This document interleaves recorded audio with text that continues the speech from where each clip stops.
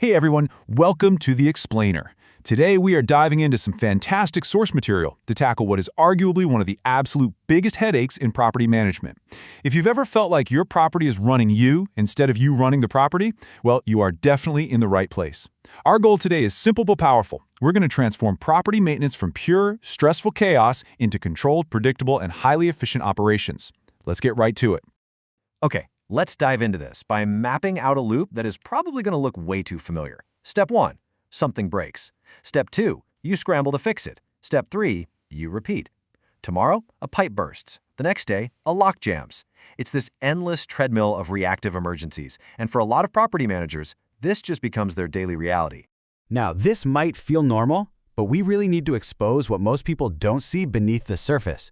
Operating like this is silently draining your resources. When you're always reacting, that tiny $10 leak you pushed off, it quickly turns into a $1,000 flood. Small issues naturally balloon into massive, expensive repairs. Vendors know you're desperate, so they take advantage of the urgency and charge a premium. And honestly, the worst part? Your tenants notice the chaos and they completely lose confidence in you. So to fix this, here is our highly structured roadmap for this explainer so you can see exactly how we'll systematically eliminate this headache. We'll cover the hidden costs of chaos, the maintenance mindset shift, building your control system, managing vendors and money, navigating tenants and caretakers, and finally, real-world execution. Kicking things off with Section 1, the hidden cost of chaos. Unmasking reactive management.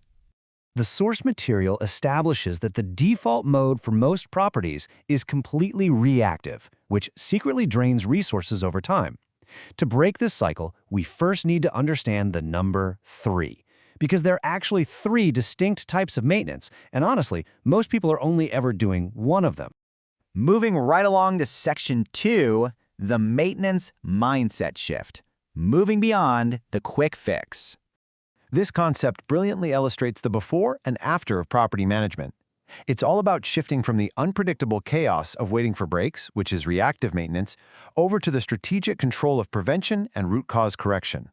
That means implementing preventive maintenance, regular checks to avoid breakdowns entirely, paired with corrective maintenance, where you're fixing the actual underlying causes of a problem, not just putting a Band-Aid on the symptoms. Okay, Section 3, building your control system. Let's look at the tools you need for predictability. Now that we have the right mindset, what's the actual blueprint? Well, the absolutely crucial point here is that funneling everything into one clear reporting channel is your first line of defense against chaos. No more random WhatsApp messages or sticky notes. You need a strict, centralized issue log. Every single issue gets logged with the date reported, the tenant or unit number, a clear problem description, and its current status. It's simple. If it isn't in the log, it doesn't exist. Now let's break down urgency, because to a tenant, a dripping tap literally feels like a crisis.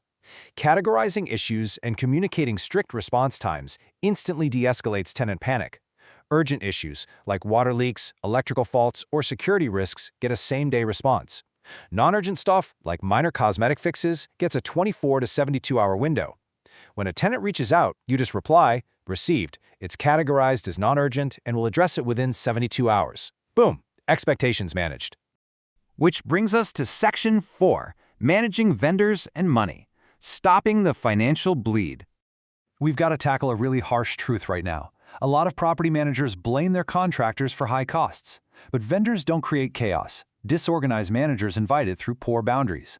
You have to balance costs, and to do that, you need a vendor control system. Always get at least 2 quotes for non-urgent work. Keep a running vendor list tracking past performance. And honestly, this is the big one, agree on the exact scope before the work starts. Because cheap repairs, they are almost always expensive long-term. I absolutely love this rule right here. Enforcing this exact phrasing, before starting, confirm scope, cost, and timeline so we are aligned, completely eliminates the risk of those vague verbal agreements and unverified completion. If a vendor can't give you this, they don't get the job. And while that vendor is working, you need to be asking this vital question. Are we fixing the symptom or the cause? Fixing the same issue twice isn't bad luck, it's a poor diagnosis. If you repeatedly pay someone to patch a faulty pipe instead of just replacing the bad section, that reflects poorly on your management. Always hunt for the root cause. All right, moving into Section 5, navigating tenants and caretakers, managing conflict and communication.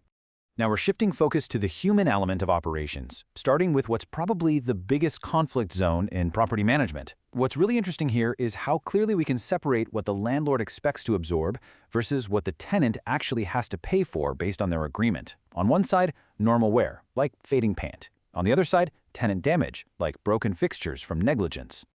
So, how do you fairly make that call?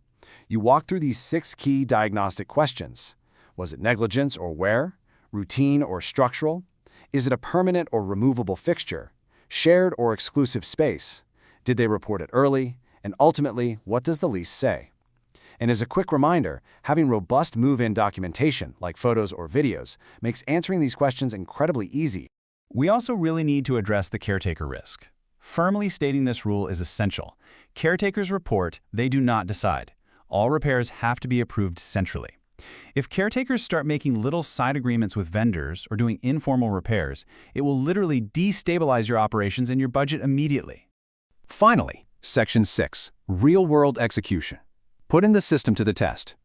Let's take all these theoretical control measures and actually apply them to the stressful, real-world situations you face.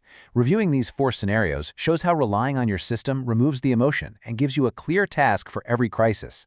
10 p.m. leak? Define the immediate response to stop the water and follow up tomorrow. Vendor overcharging? Verify, negotiate, decide. A repair done 3 times? Diagnose the root cause. Tenant damage dispute? Use your documentation and just communicate the decision. The system tells you exactly what to do. And through all of this, you have to maintain a minimum communication standard. 1. Acknowledge the request. 2. Give a timeline. 3. Confirm completion. I cannot emphasize this enough. Silence creates frustration.